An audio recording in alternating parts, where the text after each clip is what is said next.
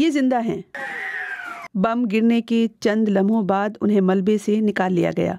شامی civil defence group white helmets کی جانب سے پوسٹ کی گئی ویڈیو میں حلب کے جنوب مغرب میں واقع ادلب میں باغیوں کے گڑھ پر حملے کے بعد کے مناظر دکھائے گئے ہیں۔ حکومت جوابی کارروائی کر رہی ہے۔ ہزاروں لوگ بے گھر ہو چکے ہیں، حلب اور ادلب کے آس پاس کے علاقوں سے نقل مکانی کر رہے ہیں، ان کی زندگیاں اچانک درہم برہم ہو گئی ہیں۔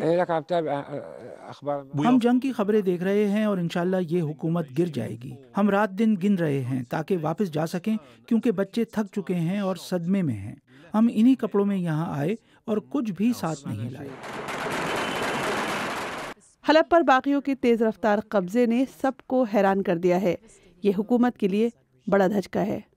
باغی اپنی پیش قدمی جاری رکھے ہوئے ہیں، لیکن یہاں شہر ایک نئی حقیقت کو قبول کر رہا ہے۔ کچھ لوگ حکومت مخالف باغیوں سے خوفزدہ ہیں، لیکن ابھی تک اپنی روزمرہ کی معمولات جاری رکھے ہوئے ہیں۔ لیکن ماضی میں یہاں سے بے گھر ہونے والوں کے لیے یہ واپسی کا موقع بھی ہے۔ میں حلب کو آزاد کرائے جانے کے بعد واپس آیا ہوں، جہاں سے ہمیں نکال دیا گیا تھا۔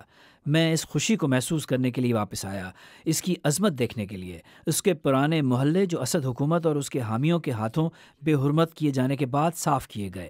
یہ واضح نہیں ہے کہ باقی اس علاقے پر اپنے قبضے کو جاری رکھ پائیں گے یا نہیں، لیکن انہوں نے بشار الاسد کی حکومت کی کمزوری کو بے نقاب کر دیا ہے۔ یہ حلب پر باغیوں کے قبضے کے بعد بشار الاسد کی پہلی جھلک ہے، جب وہ ایران کے وزیر خارجہ سے ملاقات کر رہے ہیں۔ ایران اور روس شام کے اہم اتحادی ہیں، دونوں اپنے تنازعات میں الجھے ہوئے ہیں، لیکن صورتحال کو کنٹرول کرنے کی کوشش کر رہے ہیں۔ شام کی خانہ جنگی میں نئی صف بندی ہو رہی ہے، کوئی نہیں جانتا آگے کیا ہوگا۔